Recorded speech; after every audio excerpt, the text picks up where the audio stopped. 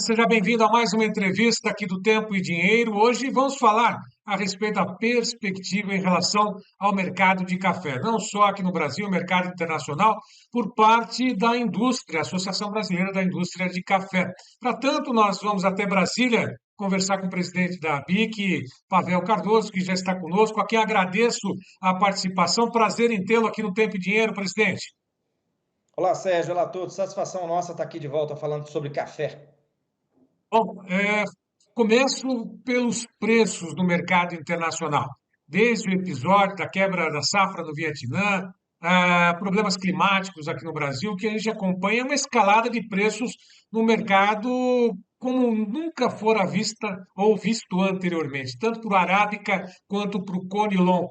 É, a indústria, como é que tem enfrentado, tem acompanhado essa disparada de preços e, eventualmente, essa disparada de preços já está sendo repassada na mesma medida para o consumidor ou não é possível que isso aconteça de uma hora para outra, presidente?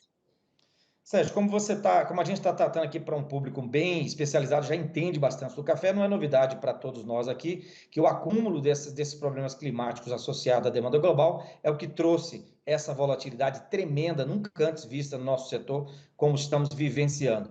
E a indústria, ela tem ficado absolutamente atenta, mas ao mesmo tempo preocupada por conta da demanda dos aumentos contra os repasses até aqui repassados para o varejo.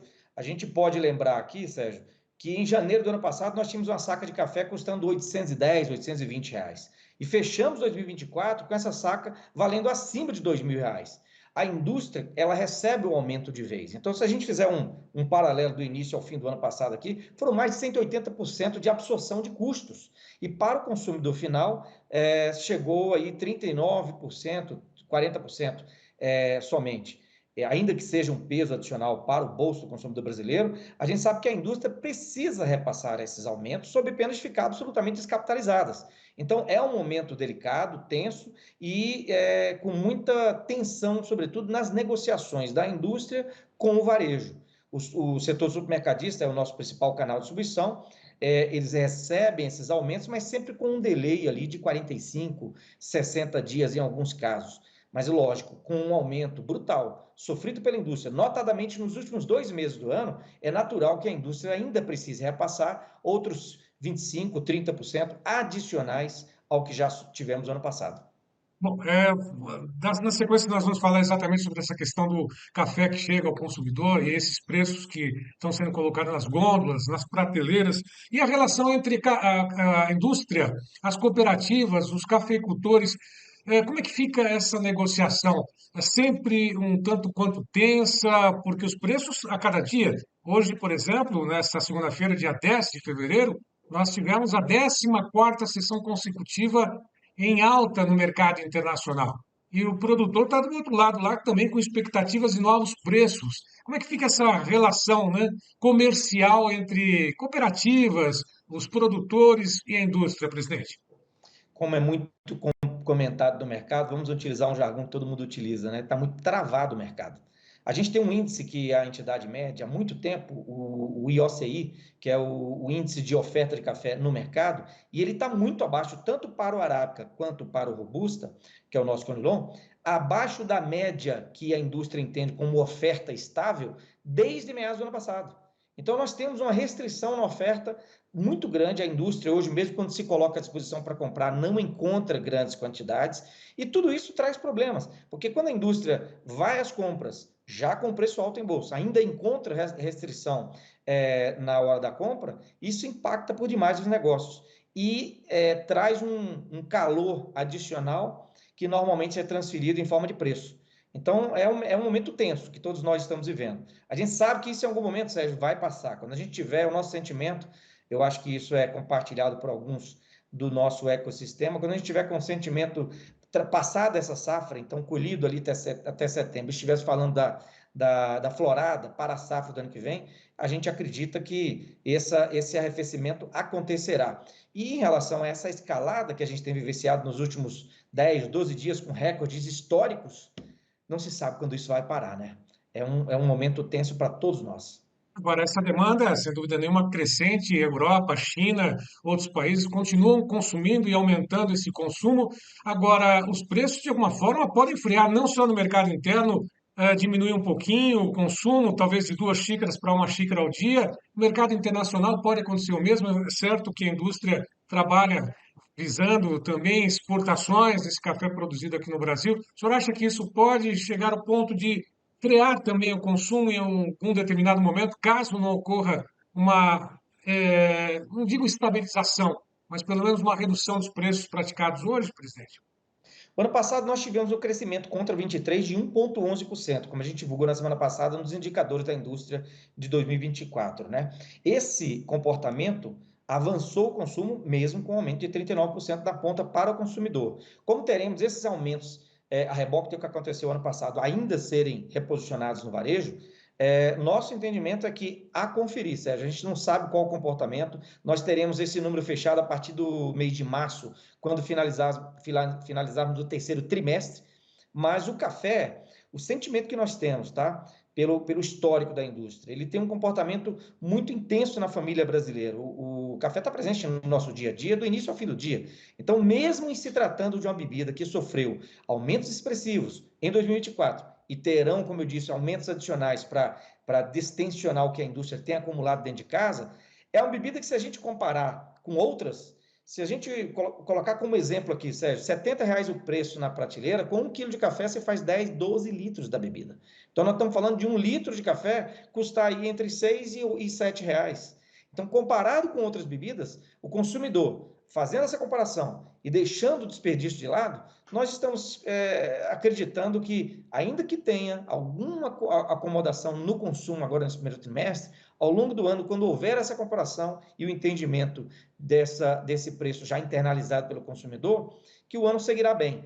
A conferir, são percepções ainda iniciais, estamos no segundo mês do ano, mas o café em si, tratando de uma bebida que está na casa do brasileiro, 98% dos lares do país, presente no Brasil há quase 300 anos, é um sentimento que a gente tem positivo, mas a conferir ao longo do ano. De qualquer forma, nós temos o blend que antes nós tínhamos aí o Arábica sendo o principal produto utilizado pela indústria, né? Com os preços a disparada, também houve uma, não digo remanejamento, mas uma busca também muito maior pelo Conilon. E isso deve acontecer, deve continuar, ou é uma tendência daqui para frente, presidente? Nós teremos uma safra maior de Conilon esse ano, né? É sabido por todos que o Conilon é maior que o do ano passado e o do Arábica ligeiramente menor. Na composição dos dois, é sabido também por todos que nos acompanham aqui que a safra será ligeiramente menor do que foi o ano passado. A indústria, normalmente, ela responde com muita cautela, sabendo que qualquer movimentação para uma ou outra matéria-prima tem imediato resultado nos preços. Então, se hoje se a gente pegar aí boa parte da indústria nacional migrar para uma outra matéria-prima, hoje o dominante, para uma outra matéria-prima, nós teremos aí certamente alguma movimentação nesses preços. E é com esse cuidado que cada uma das indústrias, entendendo o seu segredo industrial, que é o seu blend, faz essas movimentações, prevendo aí o que há disponibilidade do mercado contra o que tem de preço para cada item que efetivamente está posicionado na prateleira do supermercado. Bom, a indústria, sem dúvida nenhuma, tem compromisso com o consumidor, com o produto que é servido, com a marca, com o selo de garantia de qualidade da própria BIC, né? Mas, recentemente, nós tivemos, inclusive foi amplamente noticiado, bebidas, sabor café. A que ponto chegamos? Isso, de alguma forma, está sendo combatido, presidente?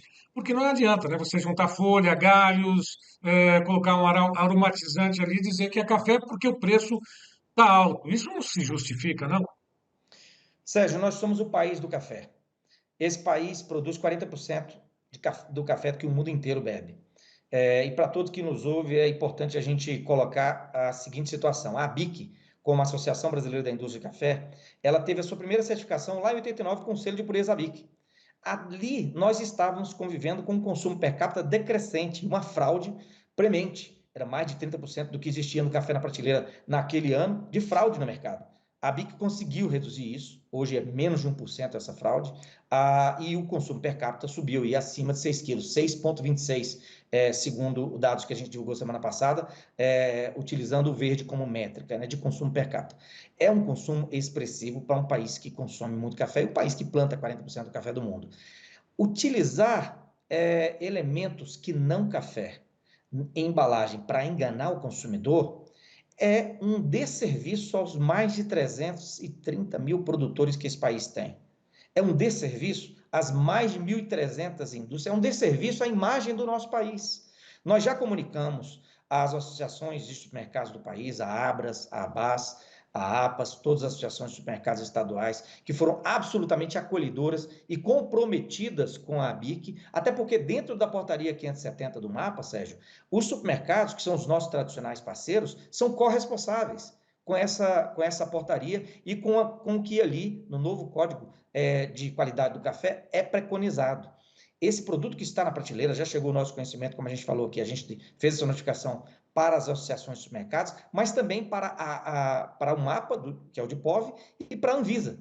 As portarias que ali estão colocadas nessas embalagens são portarias revogadas. As RDCs que constam ali naquelas embalagens estão revogadas. E o subproduto que ele ali menciona, polpa de café, nada mais é do que tudo aquilo que a gente lutou há mais de 30 anos. Aquilo se chama palha melosa, popularmente conhecido no nosso setor como impureza. É tudo que a BIC e todos os nossos associados lutamos contra nesses mais de 33 anos de autorregulamentação que fizemos com o setor. Só que agora, no momento em que estamos, quando regulamentado foi o nosso setor pela portaria 570 do MAPA, nós temos do nosso lado a força da lei de órgãos que regulam os produtos que estão nas prateleiras. Então, essas medidas já foram tomadas e essas pessoas certamente responderão por lesar o consumidor, não apenas no bolso, Sérgio, mas principalmente a saúde, porque não há qualquer menção, qualquer categoria atribuído ao que está efetivamente dentro daquelas embalagens.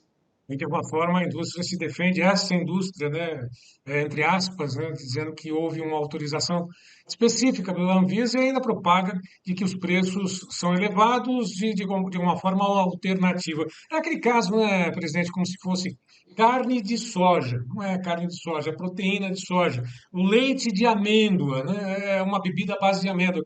Agora, essa de bebida, né, sabor café, realmente é algo que inadmissível, né? Se houver realmente, né, interesse das autoridades de saúde pública, né, isso deve ser combatido e com exemplarmente, dizendo assim, né, que não é possível, né? Avançou-se tanto para eventualmente jogar tudo fora ao longo desses anos de trabalho, inclusive da própria indústria, não?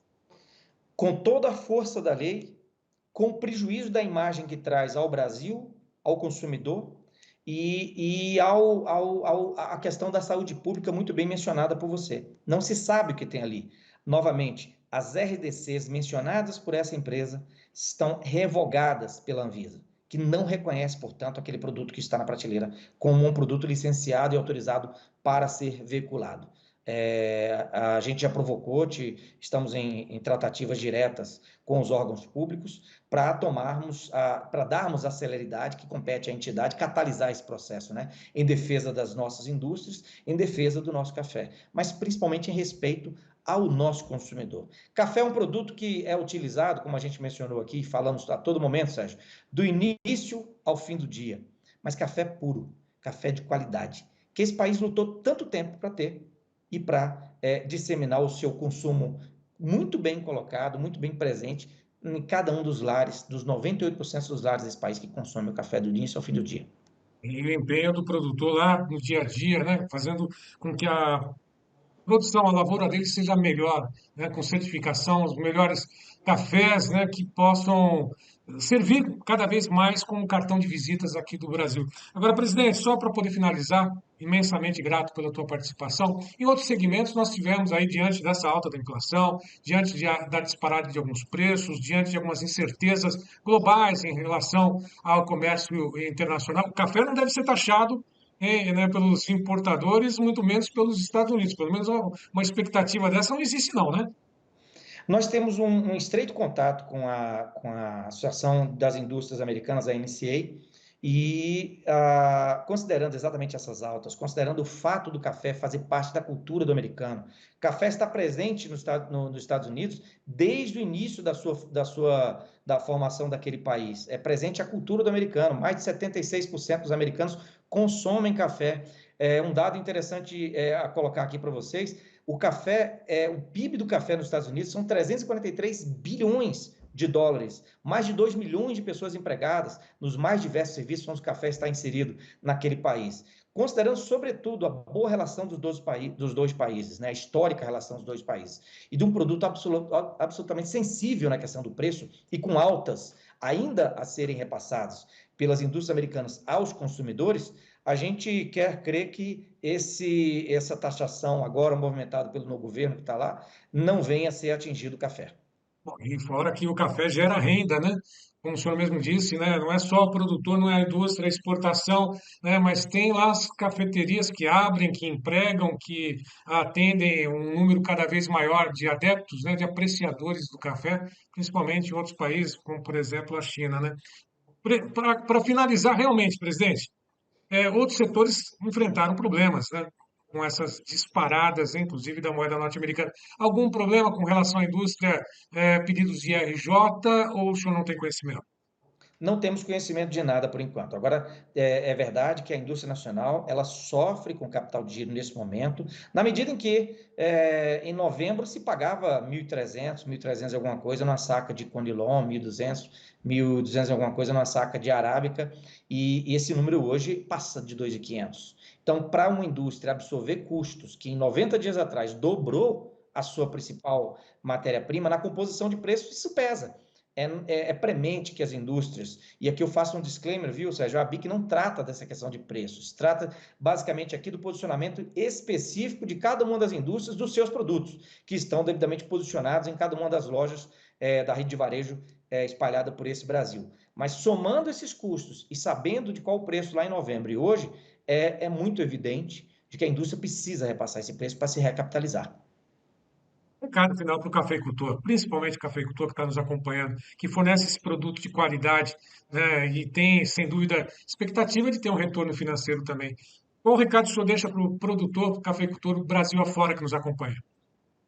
Eu deixo um recado que a gente tem falado com muita frequência, que assim como nós brasileiros somos resistentes a qualquer tipo de desafio, aquele famoso jargão de que o brasileiro não desiste nunca, o café nos dá uma aula de resiliência. E ele tem a resiliência da planta até a xícara. E é com essa resiliência, com esse sentimento de que já passamos por outras crises, em que pese essa está atingindo recordes históricos, né? Mas é com essa resiliência que a gente tem que permear os desafios que vão surgir para nós ao longo desse ano, até a gente ter uma safra maior que venha trazer alguma acomodação e uma flexibilidade e fluidez maior dos negócios para todo o ecossistema café. Presidente, muito obrigado. Disponha aqui do tempo e dinheiro. Na primeira oportunidade que o senhor tiver, quiser falar, fazer um contato direto com os produtores, com a indústria, é, estamos à disposição. Tá bom, presidente? Sérgio, a satisfação está aqui. Sempre que tiver qualquer demanda, pode nos chamar. É um prazer para nós estar aqui compartilhando todas as informações de café contigo, com todos os seus ouvintes. Muito obrigado. Até uma próxima. Até uma próxima. Bom, e a todos que estiveram conosco, mais uma vez eu lembro e sempre que todas as entrevistas estão disponíveis nas mídias sociais do Tempo e Dinheiro. Vá lá, curta, comente, compartilhe, se inscreva e avise os amigos também sobre o clube de assinantes do Tempo e Dinheiro. A todos que estiveram conosco, mais uma vez, meu muito obrigado. Até uma próxima.